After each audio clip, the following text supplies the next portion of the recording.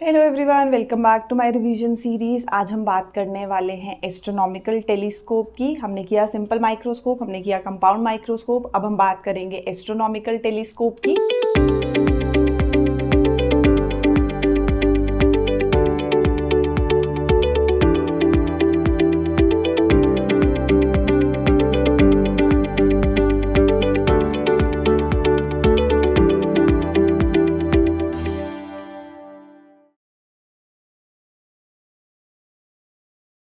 Astronomical telescope मतलब जो object हमारे पास बहुत दूर हैं। हमने बोला प्लैनेट्स की बात कर रहे हैं, प्लैनेट्स या स्टार्स हमसे बहुत ज़्यादा जो मिलियंस ऑफ लाइट ईयर्स के डिस्टेंस पे हैं। तो अगर कोई ऑब्जेक्ट बहुत दूर है, हमें उसकी बहुत अच्छी एक इमेज चाहिए। उसको यूज़ करने के लिए, उसको ठीक करने के लिए, उसकी छोटे से जो ऑब्जेक्ट हमारे पास जो साइज़ है ऑब्जेक्ट का वो बहुत स्मॉल है, हमें बहुत छोटा सा मून दिखता है, हमें बहुत छोटा सा स्टार नज़र आता है। तो हमने बोला हमें उसकी एक मैग्नीफाइड इमेज चाहिए।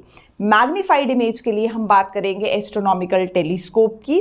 तो एस्ट्रोनॉमिकल टेलीस्कोप सेम हम इसी चीज़ के लिए स्टडी करेंगे कि अगर हमारे पास कहीं कोई ऑब्जेक्ट हमसे बहुत दूर है, सपोज इनफाइनाइट डिस्टेंस पे है, इनफाइनाइट डिस्टेंस पे है, लेकिन हमें उसकी कैसी इमेज चाहिए?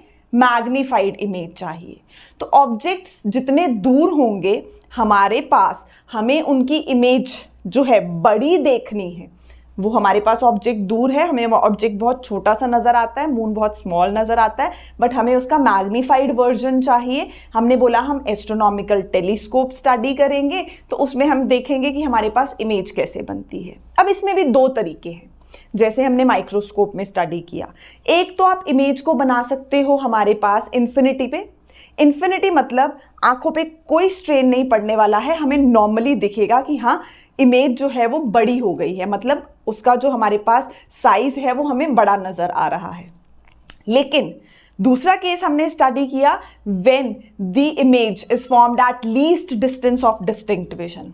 दोनों में से हमें तंग करने वाली कौन सी है? Least distance of distinct vision. Strain पड़ेगा आंखों पे, बट बड़ी दिखेगी और क्लियर भी यही दिखेगी।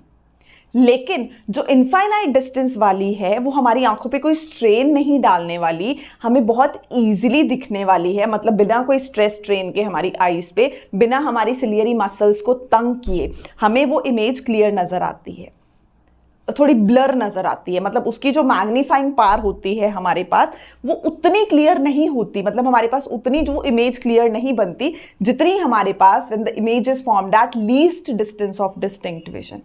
तो यहां वाले की मैग्नीफाइंग पावर ज्यादा होती है, जो इनफाइनाइट डिस्टेंस पे इमेज मिल रही है उसकी मैग्नीफाइंग पावर क्या हो जाएगी? हमारे पास कम हो जाएगी। इसकी मैग्नीफाइंग पावर ज्यादा, इनफाइनाइट वाले की magnifying power come. But infinite वाला हमें बिना स्ट्रेन के इजीली दिख जाता है, बिना सिलियरी मसल्स को तंग किए। लेकिन जो least distance of distinct vision पे है, 25 सेंटीमीटर पे हम जो इमेज लेके आ रहे हैं, वो क्या करती है? हमें तंग करती है, आइज को तंग, थोड़ा सा सिलियरी मसल्स को तंग करेगी, स्ट्रेन पड़ेगा हमारी आइज पे, बट इसकी मैग्नीफाइंग पावर क्या होगी? ज्यादा होगी। तो एस्ट्रोनॉमिकल टेलीस्कोप में दो cases, when the image is formed at infinity and when the image is formed at least distance of distinct vision. तो इन्फिनिटी वाले को हम नॉर्मल एडजस्टमेंट बोलते हैं। तो नॉर्मल एडजस्टमेंट मीन्स हमें बिना तंग किए उसकी जो मैग्नीफाइंग पावर आएगी कंपैरेटिवली जो least distance of distinct vision के होगी वो क्या होगी? कम होगी। इन्फिनिटी वाले की थोड़ी सी कम होगी। अब एस्ट्रोनॉमिकल टेलीस्कोप के सेटअप में भी सेम चीजें हैं। दो कॉन्वेक्स लेंसेज हमने लिए। अब हमें यहां पे इसकी इमेज की फॉर्मेशन को स्टडी करना है। सबसे पहला क्वेश्चन आता है, क्या हम इसको एक लेंस से नहीं कर सकते? दो लेंसेज क्यों यूज कर रहे हैं? जैसे हमने सिंपल माइक्रोस्कोप किया, कंपाउंड माइक्रोस्कोप किया। सिंपल में हमने एक लेंस यूज किया, कंपाउंड में हमने दो लेंसेज यूज किए। सिमिलरली एस्ट्रोनॉमिकल टेलीस्कोप, क्या टेलीस्कोप में हम एक लेंस यूज नहीं कर सकते? तो अगर हम टेलीस्कोप में एक लेंस यूज करेंगे, हमें पता है ऑब्जेक्ट, इस केस में हमने वहां पे कौन सा केस लिया था? ऑब्जेक्ट कहां था? Between focus and optical centre, तब हमें मैग्नीफाइड इमेज मिली थी। हमने ऑब्जेक्ट कहां रखा था? Between focus and optical centre, अपना बॉर्डर क्रॉस करके, तो virtual erect and magnified image मिलेगी। यहाँ पे क्या हम ऑब्जेक्ट को ला सकते हैं? ऑब्जेक्ट को ही तो नहीं ला सकते, यही तो प्रॉब्लम है। ऑब्जेक्ट तो बहुत दूर है, प्लैनेट्स तो बहुत दूर है, उनको उठा के यहाँ नहीं रख सकते। तो मीन्स ऑब्जेक्ट हमारा इस डिस्टेंस के बीच में नहीं आ सकता। और जब हम ऑब्जेक्ट लेते हैं बिटवीन फोकस एंड इन्फिनिटी कहीं पे, तो हमारे पास कैसी इमेज बनेगी? यहाँ पे बनेगी रियल एंड इन्वर्टेड। मतलब फोकस के लेफ्ट साइड जो ऑब्जेक्ट्स होते हैं वो रियल एंड इन्वर्टेड इमेज देते हैं। राइट साइड जो एक केस किया है between focus and optical centre, ये वर्चुअल एंड इरेक्ट इमेज देता है और मैग्नीफाइड इमेज देता है। तो हमने बोला हम यहाँ तो ऑब्जेक्ट ला नहीं सकते, बचा बिटवीन फोकस एंड इन्फिनिटी हमारे पास कहीं ऑब्जेक्ट होगा हमारे पास। तो वो जो हमें इमेज देगा वो कैसी देगा? डिमिनिश्ड। इन्फिनिटी पे ऑब्जेक्ट, इन्फिनिटी से इमेज कहाँ बनती है? फोकस पे। और कैसी बनती है? Diminished, highly diminished. तो उसको बड़ा करके ही तो देखना है, क्वेश्चन ही तो यही है कि उसकी मैग्नीफाइड इमेज चाहिए हमें। तो मैग्नीफाइड इमेज के लिए 2 लेंसेज की जरूरत पड़ेगी। तो हमने बोला हम 2 लेंसेज लेंगे, एक ऑब्जेक्टिव, एक आईपीस। कंपाउंड माइक्रोस्कोप में ये छोटा था, ये बड़ा था।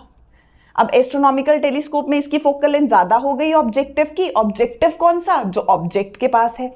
आईपीस कौन सा? जो आईज के पास है, ऑब्जर्वर के पास है। इसकी फोकल लेंथ कम लेंगे, इसकी फोकल लेंथ ज्यादा लेंगे। ऑब्जेक्ट कहाँ है? कहीं दूर इन्फिनिटी पे, कोई हम स्टार की बात कर रहे हैं, बहुत दूर है। इन्फिनिटी से कैसी रेज आती हैं? पैरेलल रेज आती हैं। तो इमेज कहाँ देती है? फोकस पे देती है। नॉर्मली हमें वहां पे हाईली डिमिनिश्ड इमेज बनती है, पॉइंट साइज नहीं मिलेगी, बहुत दूर ऑब्जेक्ट है हमारे पास, यहाँ पे बहुत बड़ा ऑब्जेक्ट का साइज है, तो डिमिनिश्ड इमेज मिल गई। पैरेलल रेज आई और हमारे पास यहाँ पे कहाँ पे? फोकस पे हमें इमेज दे दी। इन्फिनिटी से हमेशा पैरेलल रेज पैरेलल फोकस से पास कर रही है यहाँ पे हमारे पास। हमने ये बोला था कि पैरेलल वैसे तो फोकस से पास करती है, बट जब इन्फिनिटी पे ऑब्जेक्ट होता है तो इमेज कहाँ बन जाती है? फोकस पे बन गई। तो हमने बोला ये आई रेज, ये आई, ये ऑप्टिकल सेंटर से पास कर गई और यहाँ पे हमारे पास कहाँ बनी इमेज? फोकस पे बन गई। अब इस लेंस के लिए कैसे एक्ट करेगी? वर्चुअल ऑब्जेक्ट की तरह एक्ट करेगी। ऑब्जेक्ट के सिर से 2 रेज, एक पैरेलल जो कि फोकस से जाएगी, दूसरी ऑप्टिकल सेंटर से जाएगी। यहां तक हम नॉर्मल एडजस्टमेंट और least distance of distinct division में एक चीज सेम करने वाले हैं। फर्क कहां आएगा? मेरा ऑब्जेक्ट पड़ा कहां है? ऑब्जेक्टिव के फोकस पे, ऑब्जेक्टिव के फोकस पे F0। अगर मैं अपने लेंस को थोड़ा बहुत मूव करूं, आईपीस को थोड़ा बहुत मूव करूं और अपने जो इसके लिए वर्चुअल ऑब्जेक्ट एक्ट कर रहा है, जो इसके लिए वर्चुअल ऑब्जेक्ट एक्ट कर रहा है, अगर मैं उसको इसके फोकस पे रख दूं, आईपीस के फोकस पे रख दूं, मतलब इसको ऐसे हिलाया कि ये फोकस पे आ गया, चलो आ गया।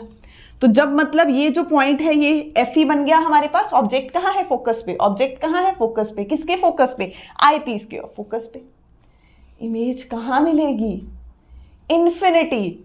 लाइट पैरेलल फोकस से पास की, दूसरी ऑप्टिकल सेंटर से गई, तो ये हमें क्या दे रही है?